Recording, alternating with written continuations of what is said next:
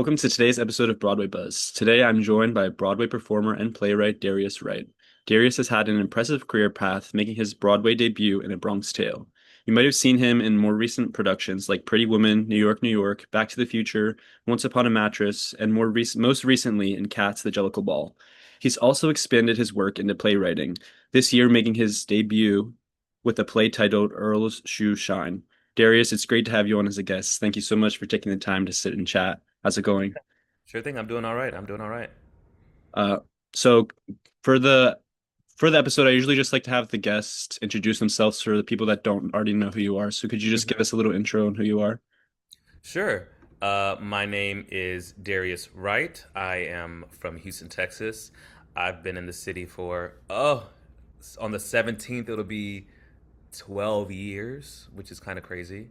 Uh, but I've been fortunate. I've been able to perform on a national tour, and as well as performing here in the city on Broadway and also off Broadway, and also with a couple of television and film performances as well. So, uh, yeah, that's Yeah, me. nice. Matilda, right? You were on tour for Matilda.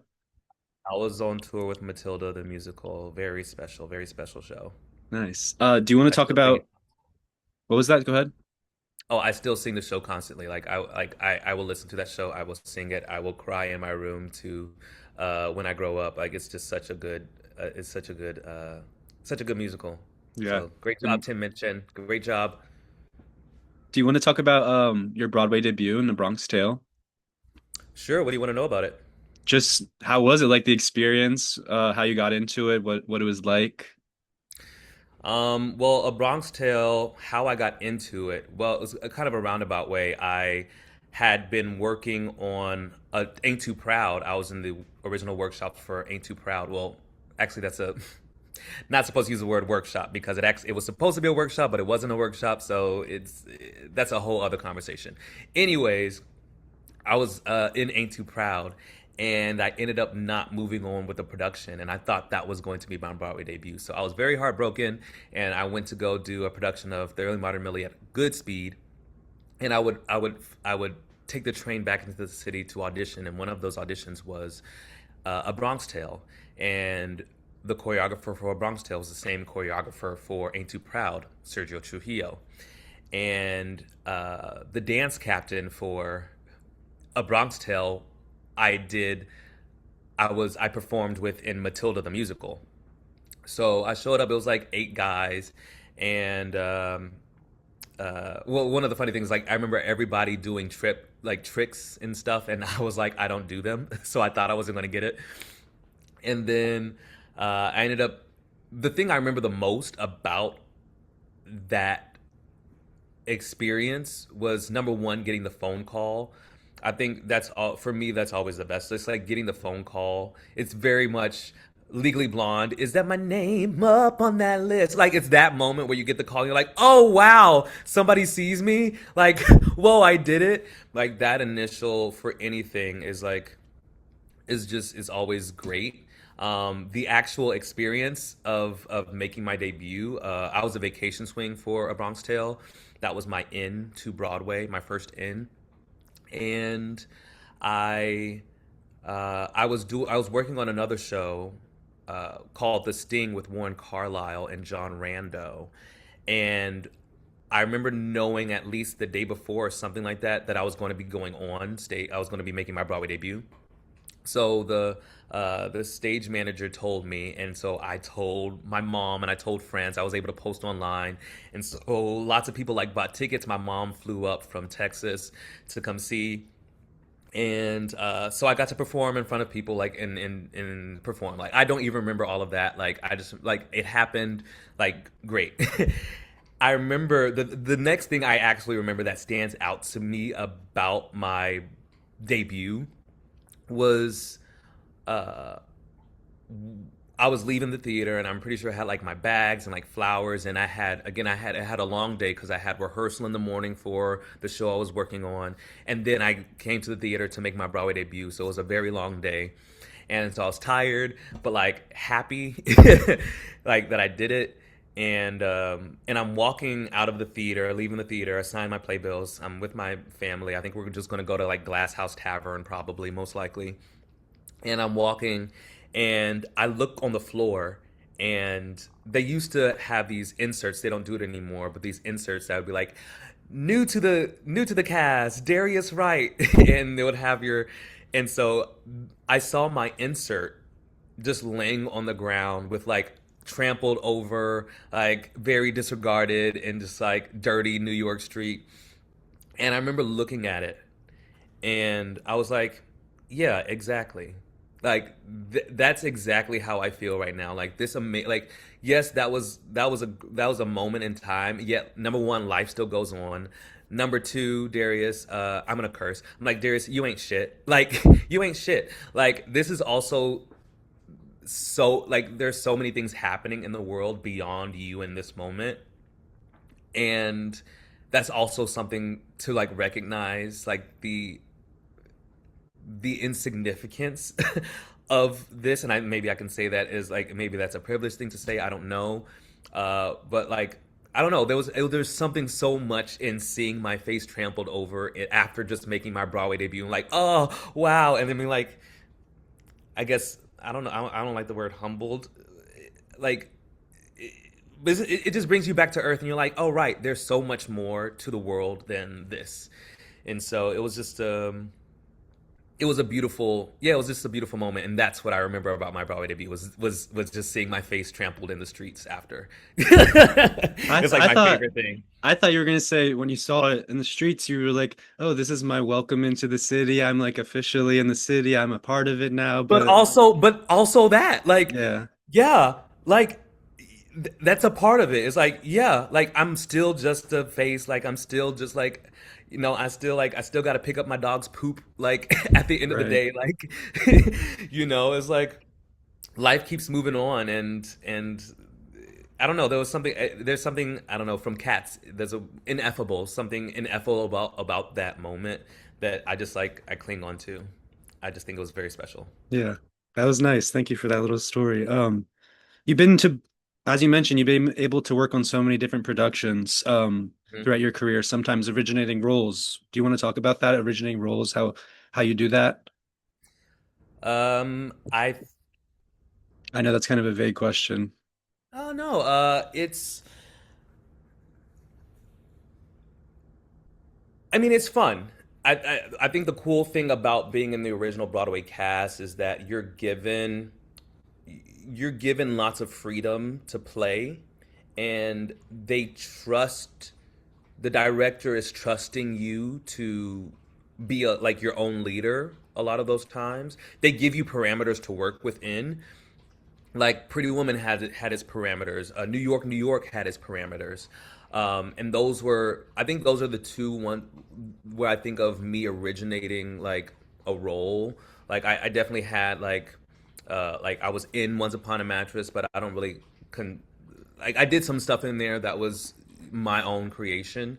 But when I really think of it, I think of Pretty Woman. I think of New York, as like the first original musicals of their iterations, and but in both of those cases, you were given permission to explore on your own and be your own leader because they're worried about lots of other things like the creatives, like I wasn't a principal role in any of those, and so they're really worried about the principal, the work, and how the whole thing looks overall, and the book and the music. So there are lots of things happening. So they really put their faith in you as an actor to like create your character and to create life for your character, without, and if you're being distracting they'll tell you to stop.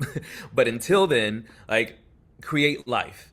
And I think it's so fun. It was fun. Pretty Woman was really fun. It was fun people. Pretty Woman and New York, like fun people. We played a lot backstage, on stage. Um, New York was really special. I played, actually was my character was based off of Gordon Parks, a photographer. And what I actually did was, and they gave me this Rolleiflex, which was really cool. And so I actually went to B&H and got film for the the camera, and I put film, yeah, I put film in it, and I actually like learned how to use it in real time on stage, and I actually ended up taking really nice pictures that I end up putting in a book and giving to Susan Stroman as a gift. And I have a copy of the book myself, and I've actually like kind of gone into film photography now because of that. But like doing things like that, like it's really fun to um, yeah, just to like play around, and you get to make decisions about a costume that then are that happen out on tour, and you get make you see like how the kind of cookie gets, like, I don't know if it's the what something gets made, the sausage gets made, and like this person's favorite color is the color of their dress, and so that now that's the color of the dress for like the entire, like for anybody who plays that role on tour, or who the next person who comes in. Like it's really cool to be a part of that process and give your input, and but also ultimately it comes to you being a leader, you not having to ask too many questions, and you can just make strong choices and not be afraid to make those strong choices that are unique to you, to bring life to the world, and to help sell the vision of the director and the entire team who wants this musical to succeed, or this project to succeed. Right. Yeah. Excuse me. Yeah, because you saying that it does take more when you're originating a role versus just being an actor taking over a role, because you have to have more faith in yourself, because you're really just creating a new person, and then other people can take after that. But as an actor, you're really creating a new person. I liked how you said that. You've been a part of so many iconic shows, as you mentioned, like Pretty Woman, New York, New York. Do you have any special experiences or moments from those shows that you want to share? I have special experiences with all of them. I remember one in particular, I don't have a favorite show I've ever done. Like I don't think, like some experiences rise to the top for special reasons, but all of them have taught me something, and all of them are very beautiful, and I hold them all in my heart. But I do remember at New York, New York, like we were in the theaters, and we were like in these like just these costumes, like these heavy costumes, and we're backstage, and this was in tech, and I look, and our set was, I mean, we won best set. If we won anything, we won best set that year, and I remember it was the backdrop. It was the back. They lowered the backdrop, and I cried. I cried because it was a painted backdrop, and never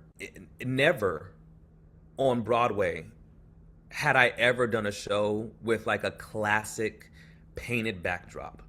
Like we were doing a musical. It was the first time, like Pretty Woman's it is a musical. Like MJ is a musical. But like get like Candor and Ebb, Susan Stroman, like musical, like classic. I get to use my vibrato musical. And on top of it, and working with great people, and then they brought down that backdrop, and I hadn't seen a painted backdrop since high school, and it made me cry because I was like, I'm finally in a musical. Like I'm finally like I get to do a musical. And I felt like a little kid, and I felt like I was in high school again. Like honestly, that show, like I'm glad they paid me, but like you didn't have to pay me to do that show because I felt like I was a kid, and doing that show like put my faith back in like musical theater and what a musical theater experience could be. And but I just remember that moment, and it sticks out to me just like, but it was just a painted backdrop. Yeah. It's like one of my favorite things that I've ever like is just looking at the painted backdrop come in, and it's like, yeah, I think there's something special about that. More Yeah. painted backdrops. Yeah, Please. please. Less AI. Yeah. Um, for MJ, do you want to talk about MJ? You were in MJ. I saw you as MJ. That's crazy. Yeah. I only went Yes. on like a handful of times. Well, yeah, that was the first time I ever saw MJ, and you were great. Do you want to talk about your experience playing Michael Jackson? It is very layered. I am very proud of myself, I will say. Like, I am very honored to have played the role, especially being like one of the first three people to ever play the role. I do believe that role is one of the toughest that exists. And I'm very proud to have it on my resume. I'm very proud to have gone out there and sang those songs and done the dance. I I say it's layered because I was told after leaving the show that I was actually never ever supposed to go on for the role. And it makes sense because in the beginning rehearsals, I was told I'd like ask for things like music tracks. Like they also like raised the keys because I was cast when Ephraim was MJ. And so I was like, hey, can I get like the tracks so I can like practice because the music's different. And so I have to train my voice differently. And they were specifically like giving me a hard time. And they were like, oh, well, we don't want to give it to you right now. Like, we want you to focus. Like, don't. They told me like, don't look at that role at all. And I was like, okay. But I also noticed that there were like special MJ rehearsals that every other cover got except for me, where they would like work with the I can't think of their names right now, but they would work in another room on like moonwalking and the Michaelisms and the vocal quality, but and I never got any of those. Forward to we open the show. I've done my job of not looking at the role at all. And on opening night, Miles is out of the is he does something to his ankle and is out of the show for a couple weeks. Aramy, the standby, is now on stage full time. There were two more covers, me and someone else. This someone else had a conversation and was no longer going to be covering the role. So that only left me. And so the moment this happens, they all turn to me and they say, Darius, we need you in rehearsal for Michael tomorrow. And I go, we could have done this a long time ago. I don't say that. I think it. And fortunately, before rehearsals began, I was off book before I came to rehearsals. So when I actually picked up the book again, I remembered lots of the lines. Still never had a music rehearsal on any of the music. Still never recorded any of my vocal tracks for the part as well. I had 6 rehearsals for that role. 6 rehearsals in a studio. I What else? I was also performing in Kyle Robinson's track during the day, like during the performances at night. So it was like the double duty thing again. And then I remember I had a night off because Kyle was back, and I was like, oh, whoa.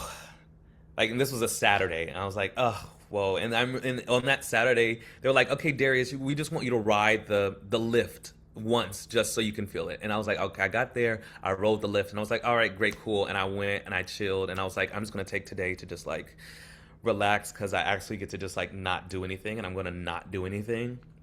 And then the next morning, I was cooking food for my dog, and then I get a text message, and they're like, it was like 11, and they're like, you're MJ for the matinee at 1.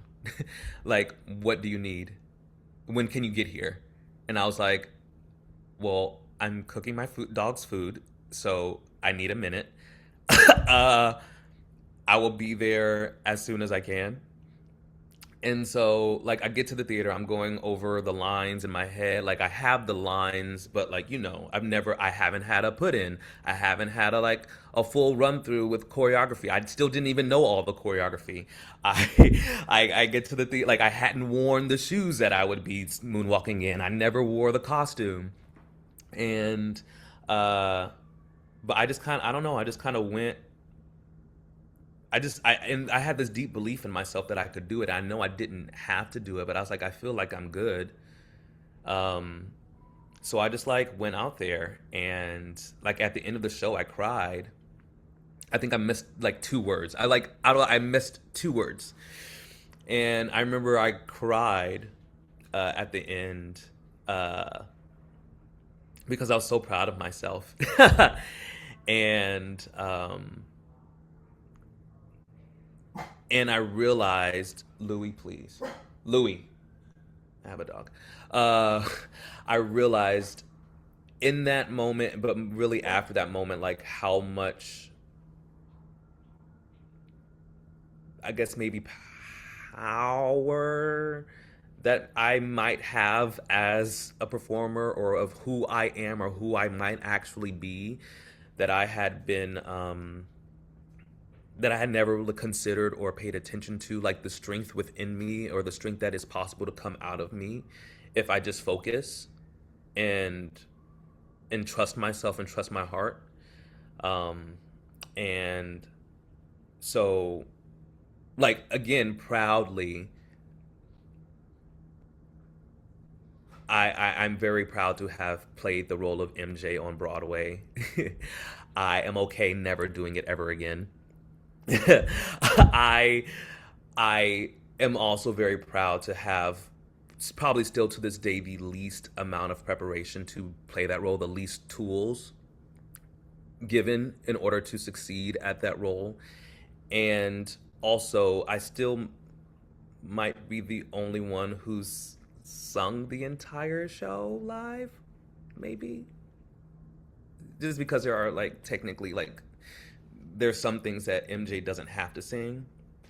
Um, but they didn't record those for me, so I had to do them all live. And like I'm very proud of that. Like it's very singular. I'm very proud of it, and I give that team my love. I give that show my love. That show still gives me my residuals, so I'm very grateful when they do come as cute little grocery money. I give that experience my love, and I'm very proud to have been able to continue life past MJ the musical, and was able to do New York, New York, and Back to the Future, and Once Upon a Mattress, and cast the Jellicle Ball, and whatever's next. Um, yeah, much love to that team. Like I grew a lot. I grew a lot, Yeah, I was and gonna say before you even said that, was gonna say you should be proud for being able to do that because that just shows how good of an actor you are, being able to, in 6 rehearsals, to be able to come on as MJ. That's that's crazy. That's impressive. yeah, I'm very and I think it was I think it changed that change they changed how people in the industry viewed me, like not casting necessarily, but like people, peers, to see that and see what I did, and they were like, "Oh, D, like I didn't even know that was in me, but like it's cool." And it, again, having it on my resume, um, like it's like casting does see me a little differently. Like especially at that time, people are like, oh, you were, oh." I'm like, yeah, Right. Yeah, they should. exactly, They should. like Yeah. exactly. So Do you want to talk about Cats, the Jellicle Ball? Now you understudied 10 different roles. What was that 12, like? 12? 12, Oh, I went 12. on the website and I counted. I'm sorry, I must have miscounted. Well, What they was have. I mean, some of them are technically like it's three of the booth singers. Okay, Can't okay, forget I the booth see. singers and the Yeah, yeah, cops. Like, they are people too. yeah, So yes. technically 12. Okay, 12, Uh, I'm sorry. but yeah, but What continue. what was that like being able to understudy or swing on as 12 different people and having to learn the 12 different tracks? Well, fortunately, I didn't. We never got to the point where I actually learned all of them. Uh-oh. Thankfully, I mean, not thankfully, because it would have been great if Cats was still open right now. Let's be honest. Like, and also, I'm like, oh, wow, yes, like, don't have to do it. I can't even tell you how many I went on for, but I did go on for like a bit, at least like 8 or 9, at least 8 or 9 of them. Um, but honestly, like, it was good. Like I just went one at a time and I had fun. Like it was like there were, as long as I knew where I was supposed to be, and it was actually easier to keep track of it. Like again, one by one, just knowing the cat story, knowing like yeah where they had to be and when. Also, there was a freedom to Cats the Jellicle Ball where you weren't tied to really doing what this person's doing per se, but still living in the same world. Because my story as this one character story may be different than the person who's actually playing that role every night, and I was given the freedom to really dig into that and be my own cat within that cat. So that was nice, and it was also fun to transform, if you will, like to be Rum Tum Tugger one day would like, well, actually in a matinee, be Rum Tum Tugger in a matinee, and which is like very rooted in like masculinity, to then the evening show ending the show in a skirt and a halter top and stilettos. It was really fun to. I'm aware of my own, I guess, gender expression on the spectrum of masculinity and femininity, and it was really nice to play, be able to have a safe space to just play and not feel judged or not. It was really fun in that sense, to explore. So yeah, like it was fun. It was fun learning from people who were in the ballroom scene. It was learning language, learning culture, and getting educated. But yeah, it wasn't that bad. It wasn't that bad. And what was really great about it was, swinging the show was that I wasn't on stage every night, so it gives the body a break when it does get a break. Uh, and I also made sure that I was really good at my job. Like I was made sure that whenever I was on stage or in rehearsals, like I'm on it, so so that nobody could say anything, because they'd be like, "Oh no, Darius is on his stuff." So when I am backstage, I can focus on editing a script. I can focus on working with my real estate clients. So I can focus on, yeah, my plays and my screenwriting, and edit scripts and submit to festivals and submit to contests and send the email and things like that. I really really enjoyed. And having cats play in the background was kind of nice, actually. And I think that's why I fell in love with cats, especially this experience the most, was because um, it was a really good place for me in what I needed for my life financially, and also as a launch pad for my writing as well. Um, and like an office to write while I was getting paid to perform. Like it felt like I was getting paid to write, Yeah. which I'm not, which I haven't been yet. We're working on it, but it felt like I was getting paid to write in the moments where I was backstage, working on my scripts. So it was, yeah, I'm very grateful. Yeah. Speaking of your scripts, you've expanded from beyond performing to writing your own plays. What inspired you to start writing your own plays? I got inspired to actually start writing because of the things I was seeing. Uh, I, I, not just the thing I was seeing, but how people respond to those things, including myself. I had done the artist way, uh, and in doing the artist way, made me really think about my art and the artist I want to be, and also as an artist, like how I want to take in art. And I would find a lot of the times where people were critiquing art, or in live theater, especially in and also TV stuff, is that I would recognize that it would really irk me when somebody would complain about an actor doing a role on Broadway, or yeah, especially like in a musical, like whether they don't like the voice or whether they don't like da da da da. And but I'm like, you didn't book it. You didn't book it, babe. So like, how about you kind of just shut up? Like let the person, the someone thought that they were going to be great for the role. They have the job. So why don't you like support them? Um Also, like, you're not in the field. Like, so go somewhere.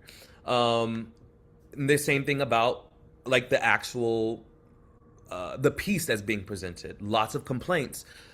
But I'm like, where's your musical that you've written? Like where is like what, other than you observing a thing and saying you don't like it, where's the actual education and into actually like making, knowing how to make, how those things are actually made and the work that goes behind it. So I said, okay, Darius, if you actually want to talk about it and you want to make change and you want great work, let's then put pen to paper. Like, see how hard it is. And I'm like, oh, it's hard. It is hard. and it's also really fun and it's also exciting and I'm learning so much and I'm so happy to fall on my face sometimes and I'm so happy to get back up again and keep going. Um, and I've created and because I'm impassioned about creating, honestly, creating ecosystems so that people can live. If you create, Sondheim is a businessman. Like he is an artist. We love his work. He's also employed so many people and is still employing. William Shakespeare has employed so many people. He's given so many people jobs, and that's I want people to have health insurance. I want people to feed their kids and themselves. Like I want to create ecosystems, and so I'm really impassioned on making good work because that's the thing that frustrates me is when something happens and or something makes it to Broadway and then closes in 2 weeks because the effort wasn't put into creating work that was going to sustain these actors who you've invited to be a part of your process, and now they're back on out in the streets trying to find another job. But then you, as the person who's created thing, you still get to like maybe sell Broadway's insert name of musical to another some theater somewhere, and you still get to make money, but that actor is now doesn't have what they thought they were going to have from that experience, which is unfortunate. And not as many things can make that happen, but when it is like the material that could elevate that process, that's where I get frustrated. And so it's really nice now, especially understanding story, and I get to go and observe things. And when I critique, I get to say, I love to say all the things I love, all the things that I loved about a piece. And then if there's when somebody's like, my favorite thing to do when somebody's like, oh, I didn't like this, I didn't like this. I'm like, okay, like that's not helpful. For me, that's not helpful. What would you do to make it better? What would you have done in that room? What would you have done to the script to make it better? That's more productive for you as an artist. That's more productive for me as an artist. That's helpful to a team who's creating a piece of work. That's exciting to me. That creates conversation. That creates like community, and supporting artists, and supporting the creation of art as a whole. And but yeah, that's what inspired me to start writing. Yeah. What's the biggest thing you hope audiences take away when they see your stories on stage? Whether on stage or on screen, I hope that people I hope people just find more empathy for themselves and also more empathy for the people around us, you, them. I think that's the best thing that theater can do is to create empathy for people that we may not understand or even know in our own lives, to create a gateway for understanding. Um, and I think that's the theater that I want to create. That's the theater that I love, and yeah, I'm very excited about that. Yeah, that was beautiful. Theater should make a change in people's lives. So yeah, that was great. As we wrap up, do you want to tell people where they can find you online? My name is Darius Wright. That's DariusWright. You can find me on Instagram. Yeah, Darius A. Wright. Don't forget the A. Darius A. Wright. That's where you can find me. I'm around. Perfect. And you Yeah. can check out the Broadway Buzz Instagram, and we'll link his Instagram too. Yeah, yeah, yeah, yeah, yeah. All right, Darius, thank you so much for taking the time to sit down and talk with me about your career. It was really, really nice to hear all your stories and everything. For everyone listening, make sure you follow Broadway Buzz on Instagram too, at BWay Buzz Podcast, and make sure to give Darius a follow and check him out. Thank you again, Darius. Yeah, sure thing.